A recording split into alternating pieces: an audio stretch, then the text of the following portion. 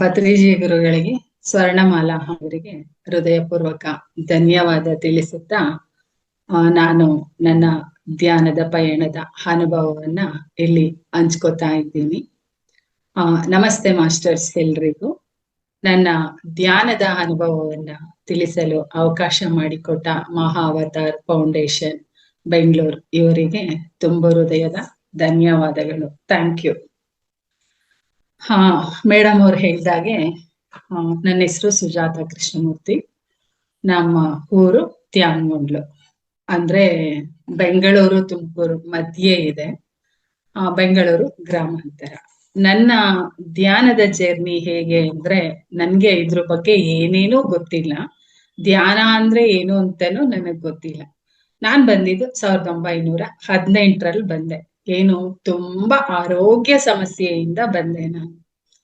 ಯಾವ ರೀತಿ ಆರೋಗ್ಯ ಸಮಸ್ಯೆ ಅಂದ್ರೆ ಪೀರಿಯಡ್ ಪ್ರಾಬ್ಲಮ್. ಅದು ಪೀರಿಯಡ್ ಪ್ರಾಬ್ಲಮ್ ಅಂದ್ರೆ ಏನು ಅಂತ ಅದ್ರ ಅನುಭವ ಇರೋರಿಗೆ ಗೊತ್ತಿರುತ್ತೆ.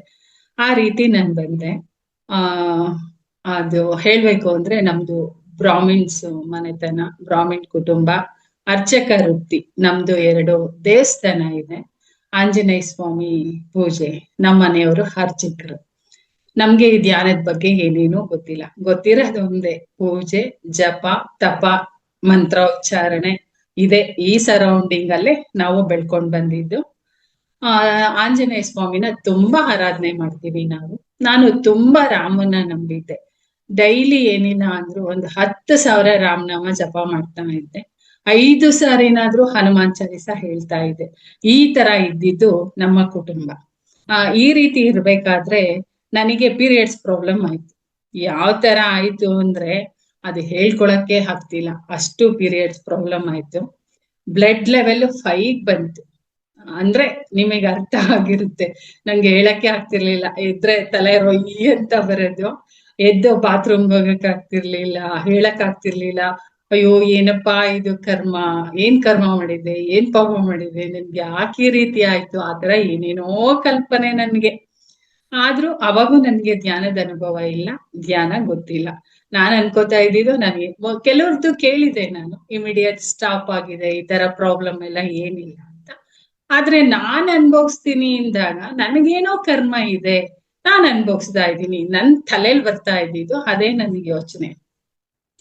ಆ ಟೈಮಲ್ಲಿ ನನ್ ಮಗ ಒಬ್ರು ಗುರುಗಳ ಹತ್ರ ಜ್ಯೋತಿಷ್ಯ ಕಲಿತಾ ಇದ್ದ.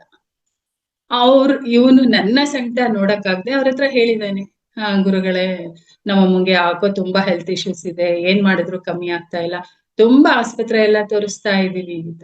ಆಗ ಅವ್ರು ಹೇಳಿದ್ದಾರೆ, ನಿಮ್ಮಮ್ಮಂಗೆ ಧ್ಯಾನ ಮಾಡೋದಕ್ ಹೇಳು ಅಂತ. ಬಂದ್ ಹೇಳ್ದ. ಅವನ್ ಇನ್ನ ಸಣ್ಣ ವಯಸ್ಸಿನವನ ಅವಾಗ. ಏನೊಂದು 18-19 ವರ್ಷ ಅವನಿಗೆ. ಅಮ್ಮ ನೀವು ಧ್ಯಾನ ಮಾಡ್ಬೇಕಂತೆ ಮಾಡಿ. ನಾನೇನ್ ಅನ್ಕೊಂಡೆ, ನಾನು ರಾಮನಾಮ ಮಾಡ್ತಾ ಇದ್ದೆ, ಅದೇ ಧ್ಯಾನ ಅನ್ಕೊಂಡೆ ನಾನು. ನಾನ್ ಹೇಳ್ದೆ, ನಾನ್ ಮಾಡ್ತಾ ಇದ್ದೀನಲ್ಲ ಡೈಲಿ 1 hour, ಇನ್ ಯಾವ ರೀತಿ ಮಾಡ್ಬೇಕು ಅಂತ. ಅವಾಗ ನಂಗೆ ಅದೆಲ್ಲ ಗೊತ್ತಿಲ್ಲ ಅಮ್ಮ, ನೀನ್ ಧ್ಯಾನ ಅಂತೆ ಮಾಡಿ. ಓಕೆ ಆಯ್ತು, ಧ್ಯಾನ ಯಾವ ರೀತಿ ಮಾಡೋದು, ನಂಗೆ ರೂಟ್ ತೋರ್ಸೋರಿಲ್ಲ, ಯಾರು ಹೇಳೋರು ಗೊತ್ತಿಲ್ಲ, ಒಟ್ನಲ್ಲಿ ಧ್ಯಾನ ಮಾಡ್ಬೇಕು. ನನ್ಗ ಆ ಯೋಚನೆ ಇದ್ದಿದ್ ಒಂದೇ, ಧ್ಯಾನ ಮಾಡೋದು ನಂಗೆ ಕ್ಲಿಯರ್ ಆಗುತ್ತಾ, ಅವ್ರ ಗುರುಗಳು ಹೇಳ್ಬಿಟ್ಟಿದ್ದಾರೆ, ಓಕೆ ನೋಡೋಣ ಅನ್ಕೊಂಡೆ. ಬಟ್ ರೀತಿ ಗೊತ್ತಿಲ್ಲ ನನ್ಗೆ. ಹಾಗೆ ಇರ್ಬೇಕಾದ್ರೆ ಈ ಪೀರಿಯಡ್ಸ್ ಟೆನ್ಷನ್ ಎಷ್ಟಿತ್ತು ಅಂದ್ರೆ, ಆ ಟೆನ್ಷನ್ಗೆ ಶುಗರ್ ಬಂದಿದೆ ಇವಾಗ. ನನ್ಗೆ ಶುಗರ್ ಇರ್ಲಿಲ್ಲ, ಶುಗರ್ ಗೊತ್ತಿಲ್ಲ, ಯಾವ ರೀತಿ ಅನ್ನೋದೇ ಗೊತ್ತಿಲ್ಲ. ಏನ್ ತಿಂದ್ರು ಸುಸ್ತು, ಕೂತ್ರು ಸುಸ್ತು, 2 ಸೇರ್ಬಿಟ್ಟು ಹೈರಾಣ ಹೋಗಿದ್ದೆ ನಾನು. ಓಕೆ ಇದೇನ್ ಈ ರೀತಿ ಆಗ್ತಾ ಇದೆಯಲ್ಲ ಅನ್ಕೊಂಡು ಮತ್ತೆ ಹೋಗಿ ಚೆಕಪ್ ಮಾಡ್ಸಿದ್ರೆ 500 ಇದೆ ಶುಗರ್. ಈಗಾದ್ರೆ ಅಷ್ಟೇನಾ ಅನ್ಬೋದು. ಆಗ 500 ಇದೆಯಾ, ಶಾಕ್ ಆಯ್ತು. ಹೆಂಗಿದ್ ಇದರಿಂದ ಕ್ಲಿಯರ್ ಆಗೋದು? ಓಕೆ, ಆ ಪ್ರಾಬ್ಲಮ್ ಅದೇ ರೀತಿ ಮುಂದುವರಿತಾ ಇತ್ತು. ಆ ಟೈಮಲ್ಲೇನೆ ದಾವಣಗೆರೆ ಆಚೆ ಹರಿಹರ ಅಂತ ಇದೆ, ಅಲ್ಲಿ ಒಂದು ಆಶ್ರಮ ಇದೆ. ಆಶ್ರಮಕ್ಕೆ ನಾವು ಹೋಗ್ತಾ ಇರ್ತೀವಿ. ಅಲ್ಲಿ ನೋಡಿ ಒಬ್ರು ಮಾಸ್ಟರ್ಸ್ ಭೇಟಿ ಆಯ್ತು. ಅವ್ರ ಹೆಸರು ವನಿತಾ ಅಂತ. ಅವರು ತುಮಕೂರ್ನವರು. ಸುಮ್ನೆ ಜಸ್ಟ್ ಮಾತಾಡ್ತಾ ಇದ್ವಿ. ಆಗ ಹೇಳಿದ್ರು ಅವರು, ನಾನು ಪತ್ರಿಜಿ ಗುರುಗಳನ್ನ ಭೇಟಿ ಮಾಡಿದ್ದೆ, ಮತ್ತೆ ನಾನು ಧ್ಯಾನ ಮಾಡ್ತಾ ಇದ್ದೀನಿ. ಅದ್ರ ಮಧ್ಯೆ ನಾನು ಯೂಟ್ಯೂಬ್ ಅಲ್ಲಿ ನೋಡಿದ್ದೆ. ಯೂಟ್ಯೂಬ್ ಅಲ್ಲಿ ಬರ್ತಾ ಇತ್ತು, ನಾನ್ ಧ್ಯಾನ ಮಾಡ್ತಾ ಇದ್ದೀನಿ, ನನ್ಗೆ ತಲೆನೋವು ಕಮ್ಮಿ ಆಯ್ತು, ನಾನ್ ಧ್ಯಾನ ಮಾಡ್ತಾ ಇದ್ದೀನಿ, ಶುಗರ್ ಕಮ್ಮಿ ಆಯ್ತು, BP ಕಮ್ಮಿ ಆಯ್ತು, ಆರೋಗ್ಯ ಸಮಸ್ಯೆಯಿಂದ ನಾನು ಹೊರಗಡೆ ಬಂದೆ. ನಾನು ಅದನ್ನ ಅಬ್ಸರ್ವ್ ಮಾಡಿದ್ದೆ. ಬಟ್ ಅವರು ನನಗ್ ಕಮ್ಮಿ ಆಯ್ತು ಅಂತ ಹೇಳಿದ್ರೆ ವಿನಃ ಯಾವ ರೀತಿ ಮಾಡೋದು ಅಂತ ಹೇಳಿರ್ಲಿಲ್ಲ. ನನ್ಗೆ ಅವ್ರು ಹೇಳಿದ ತಕ್ಷಣ, ಹೌದಾ ಪತ್ರಿಜಿ ಗುರುಗಳನ್ನ ಭೇಟಿ ಮಾಡಿದ್ಯಾ, ಅವ್ರು ಗೊತ್ತಾ ನಿಂಗೆ ಧ್ಯಾನದ ಬಗ್ಗೆ ಗೊತ್ತಾ? ಹೌದು ನನಗ್ ಗೊತ್ತು. ಹಾಗಾದ್ರೆ ನನ್ಗೆ ಹೇಳ್ಕೊಡೋದು.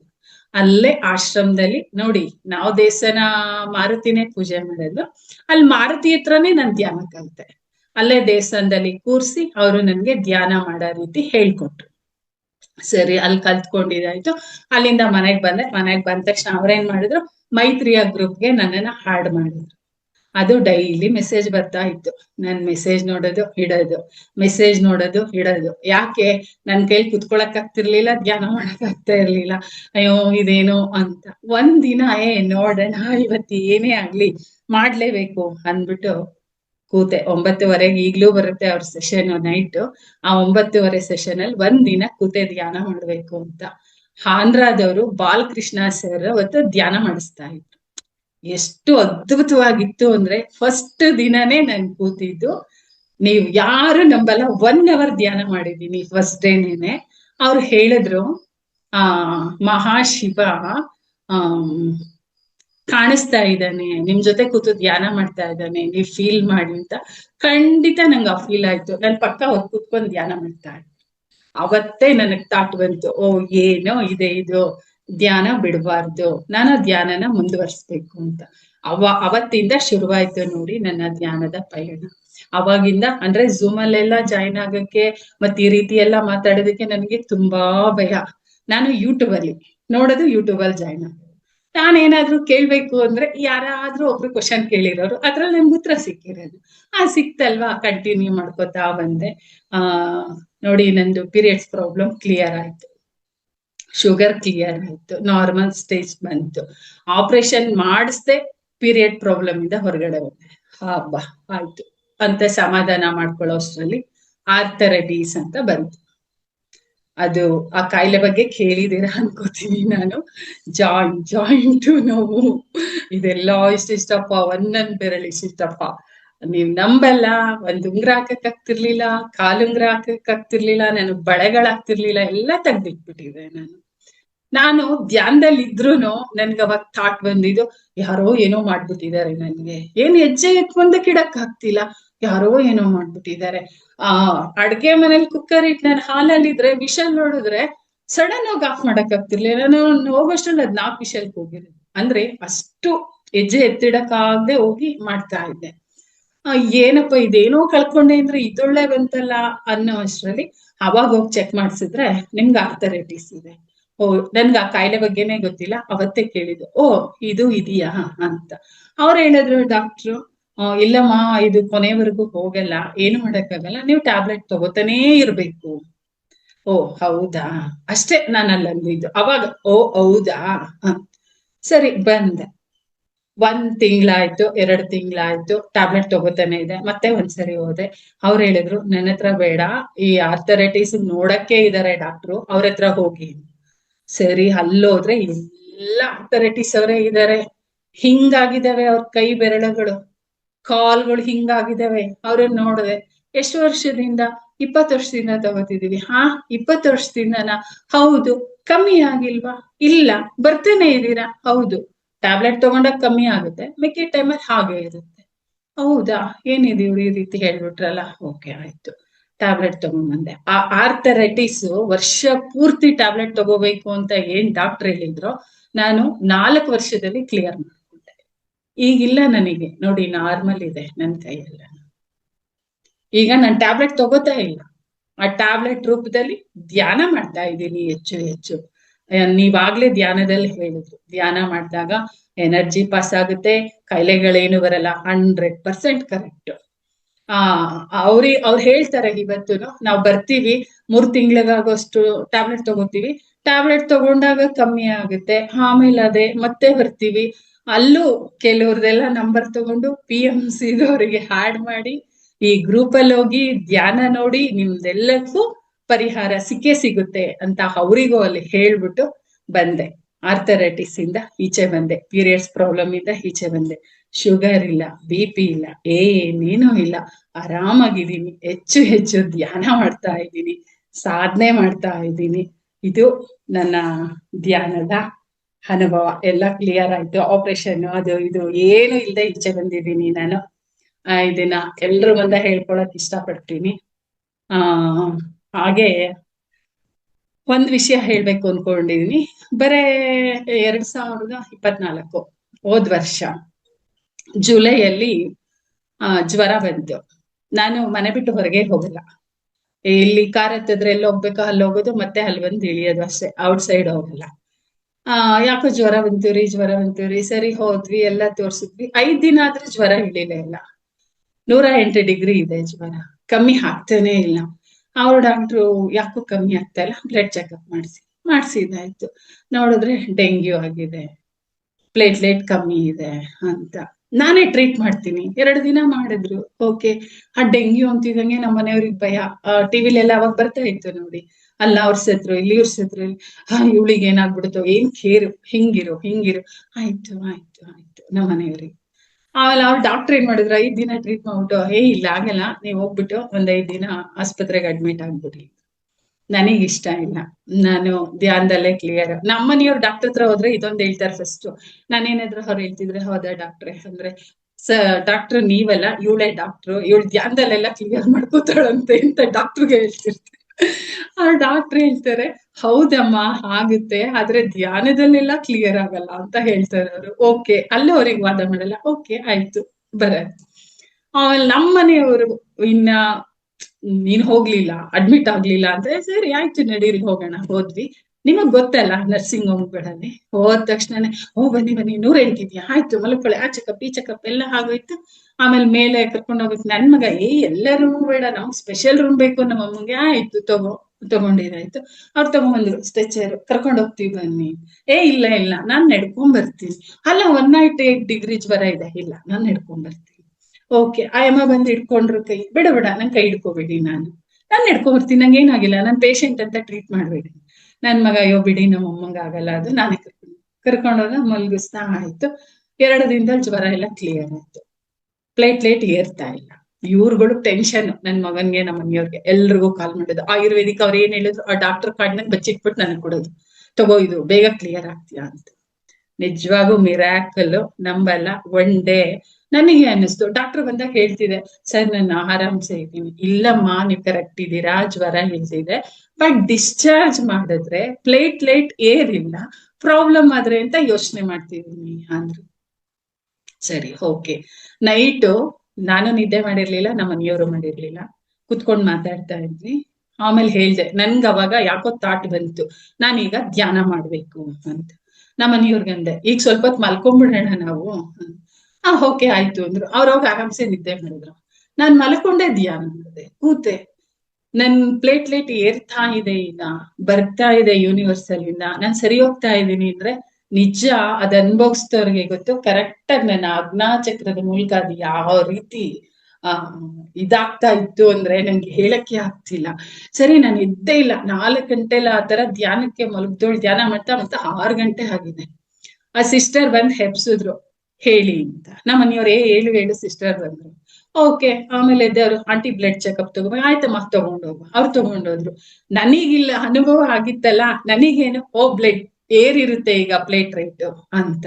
ನಮ್ಮ ಮನೆಯವರಿಗೆ, ಹೋಗಿ ಫಸ್ಟ್ ಹೋಗಿ ನೋಡ್ಕೊಂಡ್ ಹೋಗಿ ಎಷ್ಟು ಬಂದಿದೆ ಅಂತ, ಎಷ್ಟು ಕೌಂಟ್ ಆಗಿದೆ ನೋಡ್ಕೊಂಡ್ ಹೋಗಿ. ನಮ್ಮ ಮನೆಯವ್ರು 2 ಸರಿ ಹೋದ್ರೆ, ಇನ್ನ ಬಂದಿಲ್ವಂತೆ.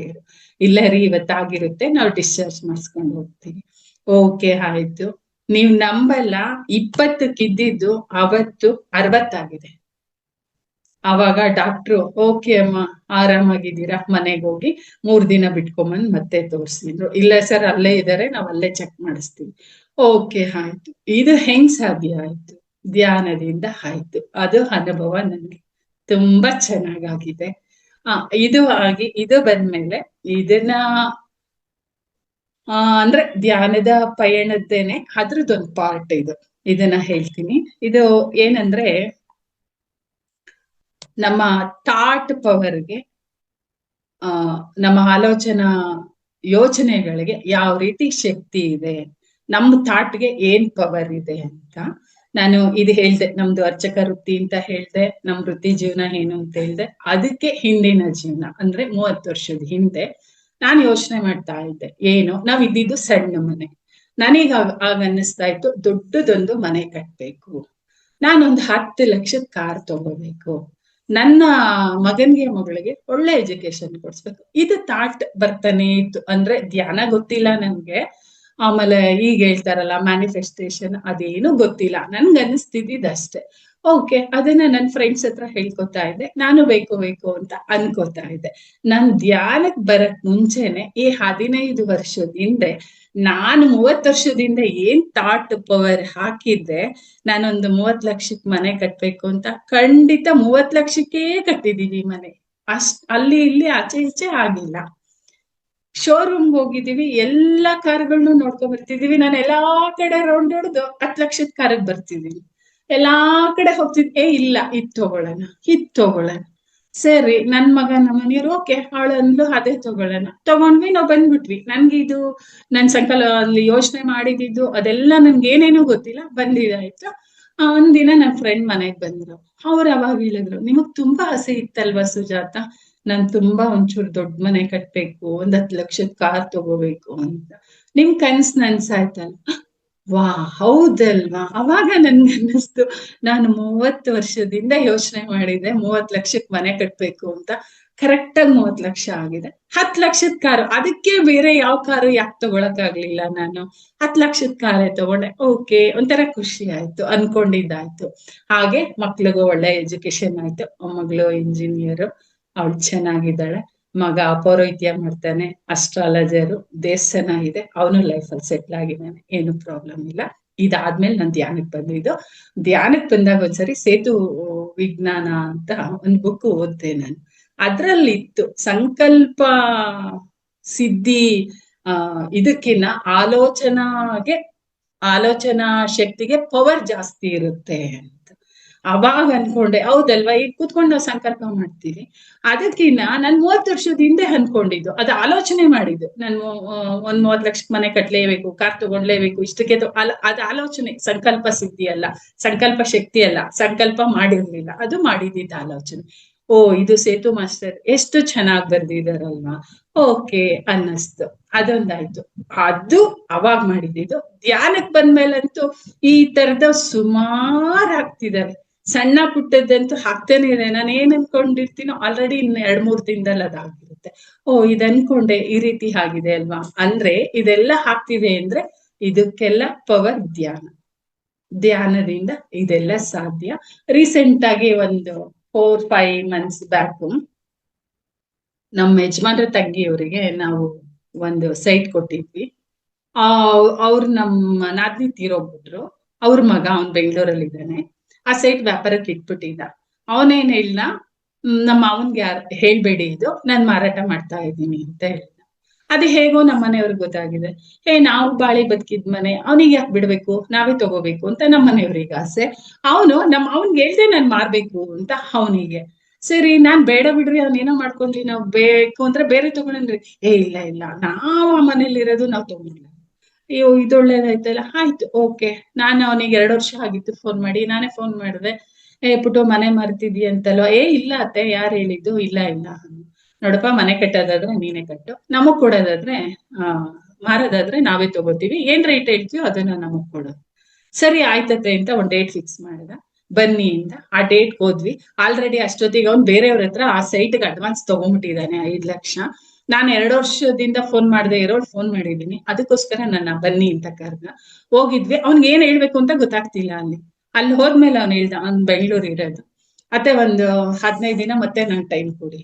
ನಮ್ಮನೆಯವ್ರಿಗೆ ಕೋಪ, ನಮ್ಮನ್ ಯಾಕೆ ಬಾ ಅಂದೆ ನೀನು, ಮತ್ತೆ ಬಾ ಅಂತ ಕರ್ಸ್ಬಿಟ್ಟು 15 ದಿನ ಟೈಮ್ ಕೇಳಿದೆ. ಹೋಗೋ, ನಿನ್ ಸೈಟೇ ಬೇಡ ಅಂತಿವ್ರು. ಆಯ್ತಾಯ್ತು, ಆಯ್ತಪ್ಪ, 15 ದಿನದಲ್ಲಿ ನೀನ್ ಯೋಚನೆ ಮಾಡು ಅಂತ ಹೇಳಿ ಬಂದ್ವಿ. ನಮ್ಮನೆಯವ್ರು ಅವ್ರು ಹೇಳಿದ್ರು 5,000 ಅಡಿ ಆದ್ರೂ ಬಿಡ್ಬೇಡಿ ಅಂತ, ಇವ್ರು ಹೇಳಿದ್ರು ಬಿಡ್ಬೇಡಿ. ನಾನು ಅವ್ರಿಗೆ ಒಂದೇ ಮತ್ತೆ ಹೇಳಿದ್ದು, ನಿಮ್ಗ ಸೈಟ್ ಬೇಕು, ನೀವ್ ಸೈಲೆಂಟ್ ಆಗಿರಿ. ನಾನು ಒಂದ್ ಥಾಟ್ ಹಾಕಿದ್ದೀನಿ ಯೂನಿವರ್ಸ್ಗೆ, ನಾನು ಹೇಳಿದ್ ರೈಟ್ಗೆನೆ ಅವ್ನ್ ಸೈಟ್ ಕೊಡ್ತಾನೆ. ಇಷ್ಟೇ ನಾನು ಹೇಳಿದ್ದು. ಕರೆಕ್ಟ್ ಆಗಿ 1 ತಿಂಗಳು ಧ್ಯಾನದಲ್ಲಿ ನಾನು ಥಾಟ್ ಹಾಕ್ತಾ ಇದ್ದೆ. ಆ ಸೈಟ್ ನಾನು ಹೇಳಿದ್ ರೈಟ್ಗೆ ನಮ್ಗೆ ಆಗಿದೆ, ಅವ್ನ್ ನಮ್ಗೆ ಕೊಟ್ಟಿದ್ದಾನೆ. ನೀವ್ ನಂಬಲ್ಲ, ಮಿರಾಕಲ್. ಒಂದೇ ಮಾತು, ಪುಟ್ಟು ನೋಡಿ, ಸ್ಟ್ರೈಟ್ ಕೊಡ್ತಿದೀನಿ, ನನಗ ಸೈಟ್ ಬೇಕು. ಮಧ್ಯದಲ್ಲಿ ಯಾವ ಬ್ರೋಕರ್ ಇಲ್ಲ, ಮಧ್ಯದಲ್ಲಿ ಯಾರು ಬಂದಿಲ್ಲ. ಆಯ್ತು ಅತ್ತೆ ಇಂಥ ದಿನ ಬನ್ನಿ ನಾನ್ ಮಾಡ್ಕೊಡ್ತೀನಿ ಅಷ್ಟೇ. ನೋಡಿ ನಮಗ್ ಮಾಡ್ಕೊಟ್ಟು 15 ದಿನಕ್ಕೆ ಅವ್ನು ಇಸ್ಕೊಂಡಿರೋ ದುಡ್ಡು ಅವ್ರಿಗೆ ವಾಪಸ್ ಕೊಟ್ಟಿದ್ದಾನೆ. ಅಂದ್ರೆ ಧ್ಯಾನದಿಂದ ಆಲೋಚನಾ ನಾವು ಪಾಸಿಟಿವ್ ಆಗಿ ಏನೇ ಥಿಂಕ್ ಮಾಡಿದ್ರು ಆಗುತ್ತೆ ಅನ್ನೋದಕ್ಕೆ ಇದೆಲ್ಲ ಉದಾಹರಣೆಗಳು. ಇದೆಲ್ಲ ನಡೆದಿದೆ. ಇನ್ನ ತುಂಬಾ ಇದೆ, ಅದೆಲ್ಲ ಸಣ್ಣ ಪುಟ್ಟದ್ದು. ಇದು ನನ್ನ ಧ್ಯಾನದ ಪಯಣ. Thank you master, thank you madam, ನನಗೊಂದು ಅವಕಾಶ ಕೊಟ್ಟಿದ್ದಕ್ಕೆ.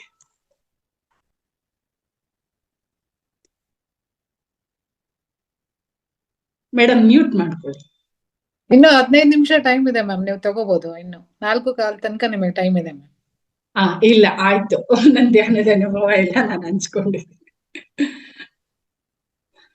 ಧ್ಯಾನದಲ್ಲಿ ನಿಮ್ಗೆ ಅಂದ್ರೆ ಧ್ಯಾನದಿಂದ ನೀವು ಅನ್ಕೊಂಡಿದ್ದು ಆಯ್ತು ಮ್ಯಾಮ್, ಅದ್ರಿಂದ ಏನಾದ್ರೂ ಅನುಭವಗಳು ಮ್ಯಾಮ್ ನಿಮ್ಗೆ? ಈಗ ನಿಮ್ಗೆ ಥಾಟ್ ಹಾಕಿದ್ರಿ, ಆ ಕೆಲ್ಸ ಆಯ್ತು, ನೀವ್ ಅನ್ಕೊಂಡಿದ್ದಾಯ್ತು, ನಿಮ್ಮ ಧ್ಯಾನ ಸಾಧನೆ ಆಯ್ತು. ಮತ್ತೆ ನೀವು ಏನಾದ್ರೂ ವೇದಿಕೆನಲ್ಲಿ ಸ್ವಾಧ್ಯಾಯಗಳನ್ನ, ಯಾವ್ದಾದ್ರು ವೇದಿಕೆನಲ್ಲಿ ಸ್ವಾಧ್ಯಾಯಗಳು ಕೊಡ್ತಾ ಇದ್ದೀರಾ? ನಿಮ್ಮ ಫ್ಯಾಮಿಲಿ ಧ್ಯಾನಸ್ಥ ಕುಟುಂಬ ಆಗಿದೆಯಾ? ಇದ್ರ ಬಗ್ಗೆ ಸ್ವಲ್ಪ ಫ್ಯಾಮಿಲಿ ಬಗ್ಗೆ ಸ್ವಲ್ಪ ಹೇಳಿ ಮ್ಯಾಮ್. ಮೇಡಮ್, ಫ್ಯಾಮಿಲಿಲಿ ನಾನು ಒಬ್ಳೆ ಧ್ಯಾನಕ್ಕೆ ಬಂದಿರೋದು, ಯಾರು ಧ್ಯಾನಕ್ಕೆ ಬಂದಿಲ್ಲ. ಬಟ್ ಎಲ್ರದ್ದು ಸಪೋರ್ಟ್ ಇದೆ.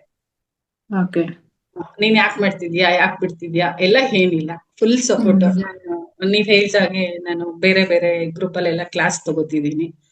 ಆಮೇಲೆ ನಂದೇ ಓನಾಗ್ ಒಂದ್ ಗ್ರೂಪ್ ಇದೆ, ಆ ಗ್ರೂಪ್ ಅಲ್ಲಿ ಡೈಲಿ ಮೆಡಿಟೇಷನ್ ಮಾಡಿಸ್ತೀನಿ ನಾನು. ಅದ್ರ ಬಗ್ಗೆ ಸ್ವಲ್ಪ ಮಾಹಿತಿ ಕೊಡಿ ಮ್ಯಾಮ್, ನಿಮ್ಮ ಗ್ರೂಪಿನ ಬಗ್ಗೆ. ನಿಮ್ಮ ಗ್ರೂಪ್ ಅಲ್ಲಿ ಯಾವ ತರ, ನಿಮ್ಮ ಗ್ರೂಪ್ ಹೆಸರೇನು, ಯಾವ ತರ ನಿಮ್ದು ಗ್ರೂಪ್ ನಡೆಯುತ್ತೆ? ಮಾರುತಿ ಧ್ಯಾನ ಮಂದಿರ, ಮಾರುತಿ ಧ್ಯಾನ ಮಂದಿರ ಅಂತ. 2 months ಆಯ್ತು. ಅಂದ್ರೆ ನೀವು ಅಲ್ಲಿಲ್ಲ ಅಂದ್ರಲ್ಲ, ಇದು ಝೂಮ್ ಇದಲ್ಲ, ಲೈವ್ ಆಗಿ ಅಂದ್ರೆ ಆಫ್ಲೈನ್ ಕ್ಲಾಸಸ್ ನಿಮ್ದು?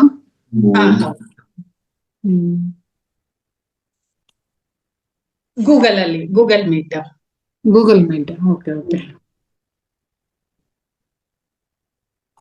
ಮತ್ತೆ ಸ್ವಾಧ್ಯಾಯಗಳೆಲ್ಲ ವೇದಿಕೆಗಳಲ್ಲಿ ಕೊಡ್ತೀರಾ ಮ್ಯಾಮ್? ಅಂದ್ರೆ ನೀವೀಗ ಇವತ್ತು ಧ್ಯಾನದ ಅನುಭವ ಆಯ್ತು, ಇದೇ ತರ ಸ್ವಾಧ್ಯಾಯಗಳ ಸಬ್ಜೆಕ್ಟ್ಗಳ ಬಗ್ಗೆ ಎಲ್ಲ ಸ್ವಾಧ್ಯಾಯಗಳು ಕೊಡ್ತೀರಾ ವೇದಿಕೆನಲ್ಲಿ ನೀವು?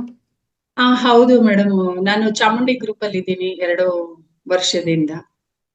ಅಲ್ಲಿ ಈಗ ಅಲ್ಲಿತ್ತು ನನ್ನ ಕ್ಲಾಸ್. ನಾನಿವತ್ತು ಬೇರೆಯವ್ರು ತಗೊಳ್ಳಿ ಅಂತ ಇಲ್ಲಿ ಬಂದೆ. ಅಲ್ಲಿ ನಡೆಯುತ್ತೆ ಡೈಲಿ 3 ರಿಂದ 4 ಸೇಮ್ ಅಲ್ಲೂ half an hour ಧ್ಯಾನ, half an hour ಸ್ವಾಧ್ಯಾಯ. ಅಲ್ಲಿ ನಡೆಯುತ್ತೆ ಸ್ವಾಧ್ಯಾಯ. ಪತ್ರಿಜಿ ಗುರುಗಳ ಬುಕ್ಕು, ಹರಿಷಡ್ ವರ್ಗಗಳು, ಕರ್ಮಚಕ್ರ, ಬಾಬಾ ಅವರ ಇದು, ಆ ಬುಕ್ ಎಲ್ಲ ಸ್ವಾಧ್ಯಾಯ ಮಾಡ್ತಾ ಇದ್ದೀನಿ ನಾನು. ತುಂಬಾ ಚೆನ್ನಾಗಿದೆ. ಇದಕ್ಕೂ ಅಂದ್ರೆ ಈ 2 ವರ್ಷ 2 years 1 year ಬ್ಯಾಕ್ JTTP ಅಂತ ಒಂದ್ ಬಂತು, ನಿಮಗ್ ಗೊತ್ತಿರಬೇಕು ಅನ್ಕೋತೀನಿ ಮೇಡಮ್. ಹೇಳಿ ಮ್ಯಾಮ್. ಆ ಗ್ರೂಪ್ ಅಲ್ಲಿ ನಾನು ಧ್ಯಾನ ಮಾಡ್ಬೇಕಾದ್ರೆ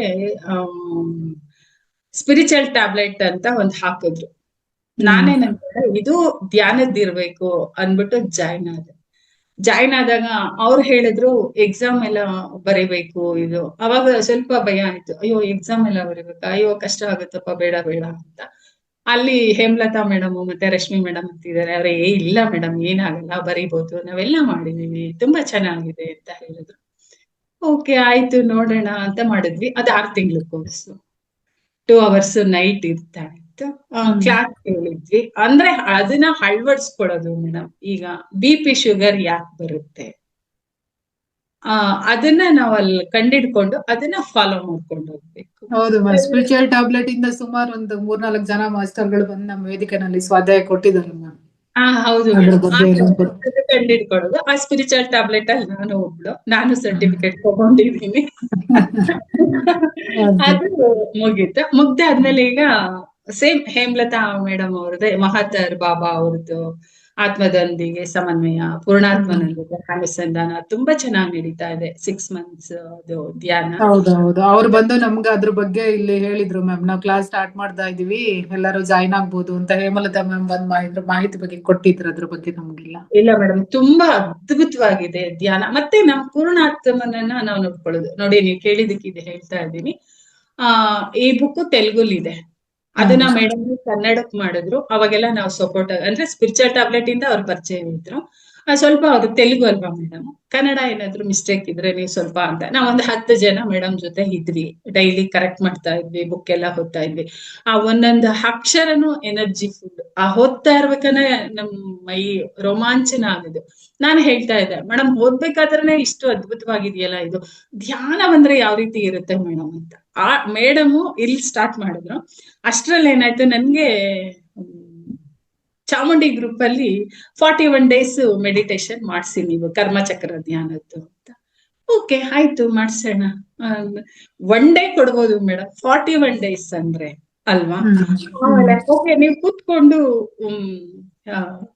ಪ್ರೇಯರ್ ಮಾಡಿ, ನಿಮ್ಗೆ ಯಾರಂತ ತಾಟ್ ಬರುತ್ತೋ ಅದ್ ಮಾಡಿ. ಅವ್ರು ಮೇಡಮ್ ಹೇಳಿದ ತಕ್ಷಣ ನನಗ್ ಬಂದಿದ್ ಮಾರುತಿ ಅಂತಾನೆ, ಯಾಕಂದ್ರೆ ನಾನ್ ತುಂಬಾ ನಂಬಿರೋದ್ ಮಾರುತಿನ.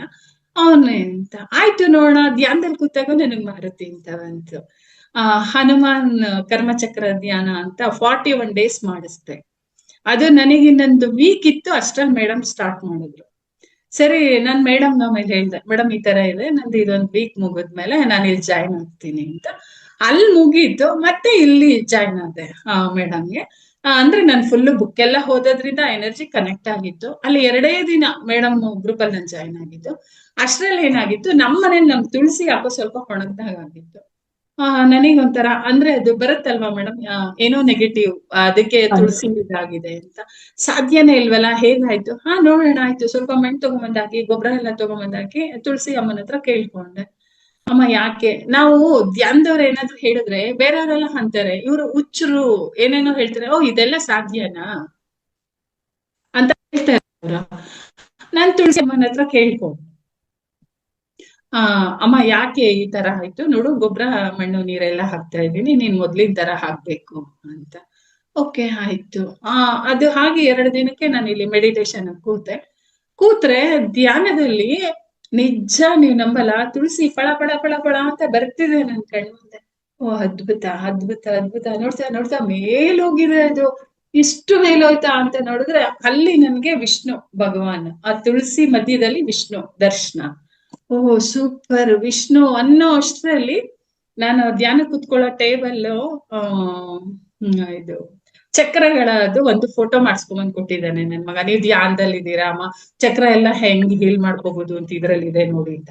ಅಯ್ಯೋ ನಂಗೆ ಗೊತ್ತು ಕೊಣೋ ಇದ್ರ ಬಗ್ಗೆ ಅಂದ್ರೆ, ಬಟ್ ಅವನೊಂದು ಫೋಟೋ ಮಾಡಿಸ್ಬಿಟ್ಟಿನ, ಅದನ್ನ ಇಟ್ಕೊಂಡಿದೀನಿ. ನಂಗೆ ರಿಯಲ್ ಆಗಿ ಮೇಡಮ್ ಫೋಟೋ ಮುಂದೆ ಹಾವು ಅರ್ಧವಾಯ್ತು.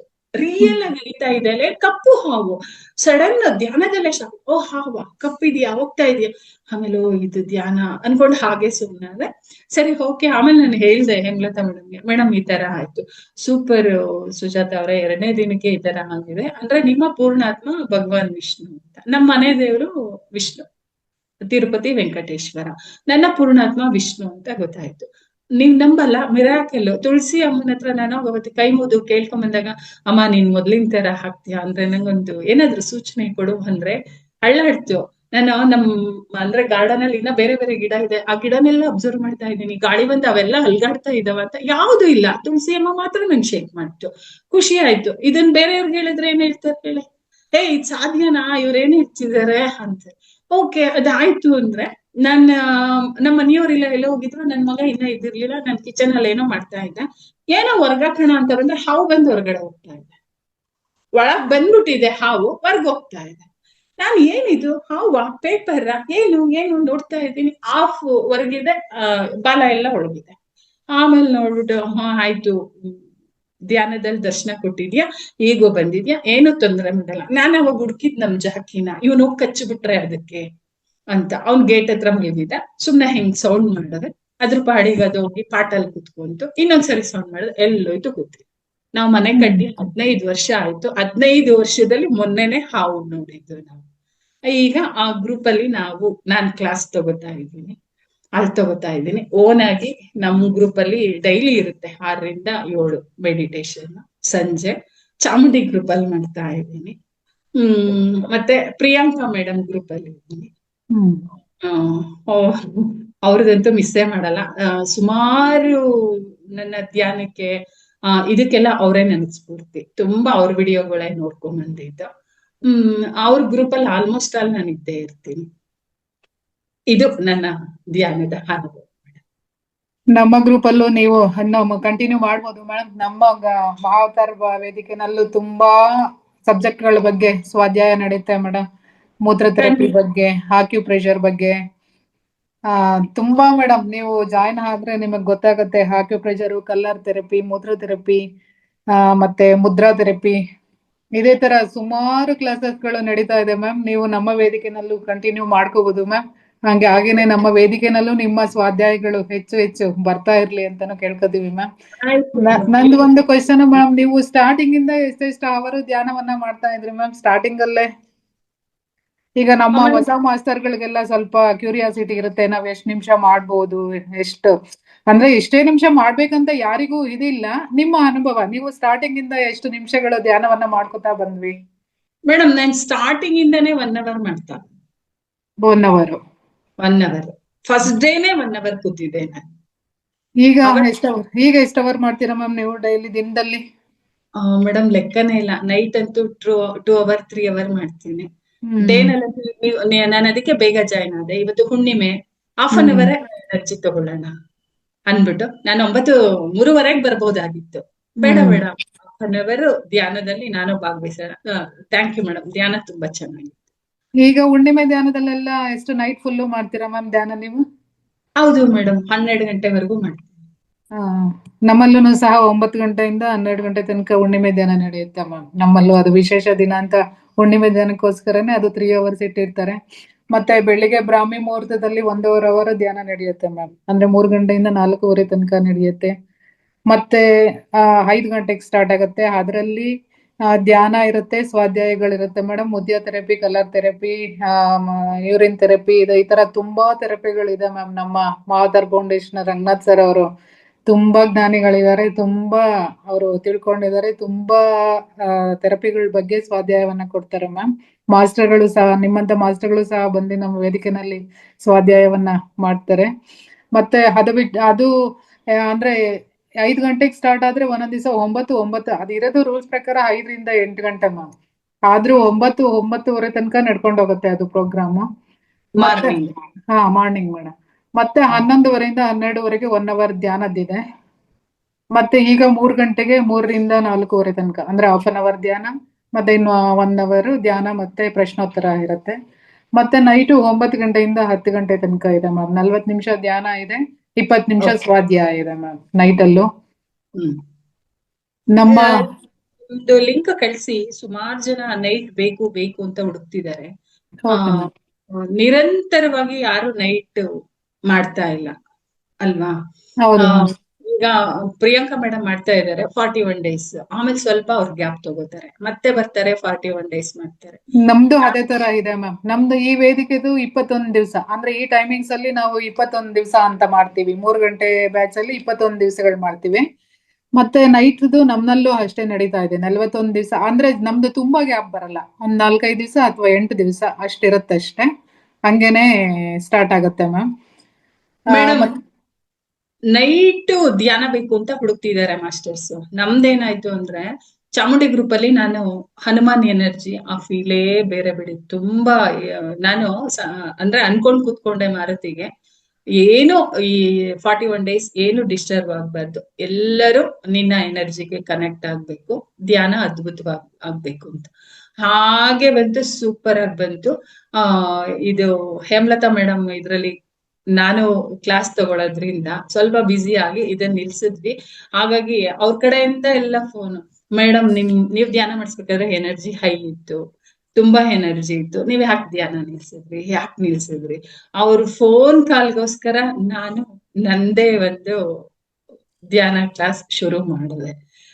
ಅಂದ್ರೆ ಫಸ್ಟ್ ಮಾಡಿದ್ದೆ ನಾವು, ನನಗೇನೋ ಗೊತ್ತಿಲ್ಲ, ಹನುಮಾನ್ ಅಂತ 41 ಡೇಸ್ ಹನುಮಾನ್ ಚಾಲೀಸು ಮಾಡೋಣ ಅಂತ ಬಂತು. 11 ದಿನ 11 ಸರಿ ಅಂತ ಅದು ಮುಗೀತು. ಒಳ್ಳೆ ರೆಸ್ಪಾನ್ಸ್ ಬರ್ತಾ ಇದೆ. ಮೇಡಮ್ ನೀವ್ ಸ್ಟಾಪ್ ಮಾಡ್ತೀರಾ ಅಂತ, ಇಲ್ಲ ಖಂಡಿತ ಸ್ಟಾಪ್ ಮಾಡಲ್ಲ ಅನ್ಬಿಟ್ಟು ನಾವ್ 3 ಜನ ಸೇರ್ಕೊಂಡ್ ಮಾಡಿದೀವಿ. ಒಬ್ರಿಗೆ ತೊಂದರೆ ಆಯ್ತು ಅಂದ್ರೆ ಇನ್ನೊಬ್ರು ಮಾಡ್ಬೇಕು ಅಂತ.